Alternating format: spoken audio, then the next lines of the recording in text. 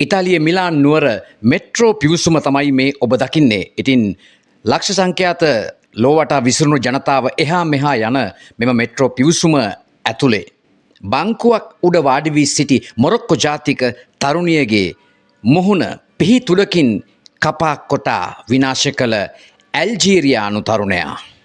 මේ දිනවල උද්ගත වී ඇති තත්ත්වය අනුව ඉතාලියේ මෙට්‍රෝ එවැගේම රාත්‍රී බස් රථ එවැගේම දුම්රිය පාවිච්චි කරන රැකීරක්ෂා සඳහා එහා මෙහා යන ඔබට පරිස්සම් විය යුතු කාලවකවානුවක් කියා අපි විශ්වාස කරනවා. ඒ වගේම අපි විශේෂ නිවේදනයක් ඔබට නිකුත් කරනවා පරිස්සම් වන්න. මොකද ඔබ අසලම ඔබේ සතුරා ගැවසෙන නිසාවෙන්. තරුණියට වයස අවුරුදු 23යි. මොරොක්කෝ ජාතික තරුණියක්. ඇය වැඩ අවසන් කර ගෙදර යන අතරතුර මෙට්‍රෝ පිවිසුමේ බංකුවක් උඩ වාඩි වෙලා හිටියේ. ඇල්ජීරියානු තරුණයා එකවරම ඇය දිහා බලලා උඹ ඇයි මා දිහා බලන්නේ කියලා එකපාරම පැනලා ඇගේ මූණ කපාගෙන ගිහින් තිබෙනවා.